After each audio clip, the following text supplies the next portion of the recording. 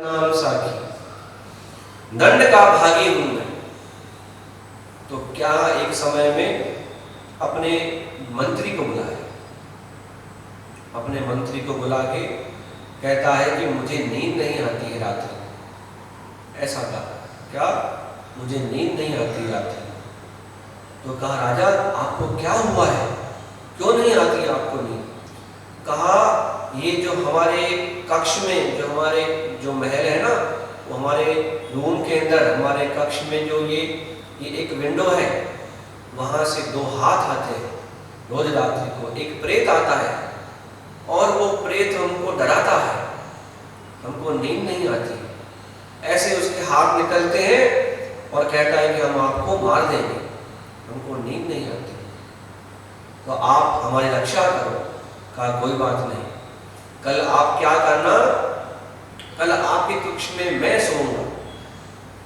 वजीर मंत्री ने कहा आप दूसरे कक्ष में सोना, दूसरे रूम में सोना, आपके कक्ष में मैं सोऊंगा। और वो प्रेत जैसे ही अपने हाथ निकालेगा ना, मैं उसके हाथ ही काट दूंगा। मंत्री ने ऐसे कहा उसके हाथ ही मैं काट दूंगा। आप कथा समझना, बड़ी सुंदर कथा है और सत्य कथा है, बिल्कुल इसमें कोई भी झूठ की बात नहीं, सत्य कथा है। तो कहा ये बात ठीक है। राजा ने खेल खेला, अपने आप को दंड देना है ना, खेल खेला। तो क्या अब राजा ने सोचा कि ये बात सही है, मैं छुपकर उस कक्ष में बैठ जाऊंगा और अपने हाथ ऐसे निकाल दूंगा उस विंडो में से, ये दंड मिल जाएगा, मेरे हाथ कट जाएंगे ना। क्यों कि इन हाथों ने पाप किया है। कैसा पाप किया इन हाथों ने कि भगवान का प्रसाद लेने से इनकार कर दिया इन हाथों ने। तो इन हाथों को रहने का कोई मतलब ही नहीं, इन हाथों को मैं काट दूंगा, ये मेरा दंड है, ये मेरे लिए सजा है। राजा किसी को बोले कि मेरा हाथ काट दो, कोई काटेगा? कोई नहीं काटेगा राजा के हाथ। क्यों कि भाई शहर का राजा है, शहर का राजा है, कौन उसके पंगे लगेगा, पता नहीं क्या कर दे हमको। परंतु उसने युक्ति की, मैं जिसको बोलूंगा कोई मेरे को सजा नहीं देगा, मैं अपने आप को सजा दूंगा। तो उसने ये युक्ति की कि अब अपने हाथ बाहर निकाल लिए। अगला दिन हुआ, छुप के राजा बैठ गया और दूसरे कक्ष में, राजा के कक्ष में मंत्री इतनी बड़ी तलवार लेके बैठ गए। जैसे ही प्रेत आएगा अपने हाथ निकालेगा ऐसे, उसके हाथ काट देंगे। अब कौन था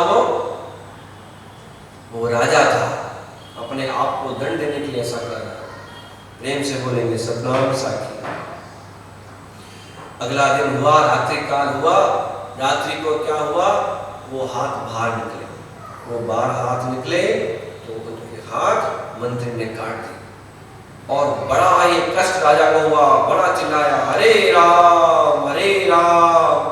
मंत्री डर गया कि हमारे राजा की आवाज है, ये तो आवाज हमारे राजा की है। भागता भागता हुआ गया, देखा कि अरे राजा के हाथ काट दिए मैंने। बड़ी क्षमा याचना कर रहा है, महाराज मेरे को तो आप माफ करो, मेरे को पता नहीं कि आप हैं। कहा नहीं, मैं इसी का ही भागीदार, मैं इसी का ही भागीदार हूं कि जिन हाथों ने भगवान का प्रसाद लेने से इनकार कर दिया, तो मेरे को मेरे हाथों को रहने का इस शरीर पे रहना चाहिए नहीं, ये सजा है मेरे लिए। ऐसा धर्मात्मा राजा था। पहले समय में ऐसे धर्मात्मा राजा हुआ करते थे। तो अब देखो क्या हुआ, पूरे शहर में बात फैल गई कि राजा ने प्रसाद नहीं लिया तो अपने आप को सजा दी। सब राजा के पैर छू रहे हैं, उनकी महिमा गा रहे हैं कि ऐसा राजा, ऐसा राजा, सब उनकी महिमा गा रहे हैं। और जो ब्राह्मण थे वो कह राजा कि आपने क्या किया, स्वयं अपने ही हाथ कटवा दिए। तो अब क्या हुआ, 3-4 दिन के बाद वापस से क्या हुआ, उस ब्राह्मण को स्वप्न आया। क्या स्वप्न आया कि आप राजा को प्रसाद दे के आओ। 2-3 महीने बहुत समय से राजा को प्रसाद महल में जाना बंद हो गया था। स्वप्न में जगन्नाथपुरी के भगवान और वो ब्राह्मणों के सपने में आते हैं, कहते हैं कि राजा को आप प्रसाद दे के आओ। तो वो राजा को प्रसाद देने के लिए गए, तो उसी स्वप्न में ब्राह्मण ने भगवान से शंका की कि राजा के तो हाथ ही नहीं है, वो प्रसाद कैसे लेगा, प्रसाद लेते कैसे हैं हम, हाथ में लेते, खाते भी हाथ से। का भगवान राजा के तो हाथ ही नहीं है, का फिर भी आप उनको दे के आओ। ऐसी भगवान की कृपा हुई। जब प्रसाद पहुंचा तो राजा ने अपने हाथ बढ़ाए, इतने छोटे छोटे हाथ थे ना, वो जो कट गए थे अब इतने हो गए, ऐसे हाथ बढ़ाए प्रसाद के लिए, आंखों में आंसू भर के। ऐसे जगन्नाथ भगवान की कृपा हुई कि उनके हाथ जो है ना वापस वैसे के वैसे हो गए, और वो प्रसाद उनको हाथ में मिला, वो प्रसाद उनके सर पे लगा था। और ये सच्ची की घटना है, ये कोई झूठी घटना नहीं है। फिर क्या हुआ, वो जो हाथ कटे हुए थे ना, भगवान ने वो आशीर्वाद दिया, कहा ये कटे हुए हाथ जो है ना, ये आप हमारे मंदिर में जो फूल है, फुलवाड़ी है, वहां पे उनको गड्ढा खोल के डाल दो उसके अंदर। और उस वृक्ष का नाम है दोना वृक्ष। आज तक वो वृक्ष वहां पर है, दोना वृक्ष, और दोने के फूल भगवान को आज भी अर्पण होते हैं जगन्नाथपुरी में। उस वृक्ष का नाम है दोना वृक्ष। अगर वो फूल भगवान को अर्पण नहीं हो तो पूजा सफली नहीं मानी जाती है। तो ये प्रसाद का महत्व है। अगली बार हमको जब लास्ट वीक कथा सुनी थी तो मैंने कहा कि समय हो गया है, इसलिए हम आपको अगली बार सुनाएंगे, परंतु प्रसाद की बहुत अधिक महिमा है। सदगुरु स्वामी जयराम महाराज जी की आप कथा सुनाते हैं कि सिंध प्रदेश में गुरु महाराज जी का एक नियम था, क्या कि भजन और भोजन, दो चीजें थी उनके पास, कि जो भी प्रेमी आए, जो भी अतिथि आए, जो भी फकीर संत साधु आए, क्या भोजन पहले, उसके बाद भजन।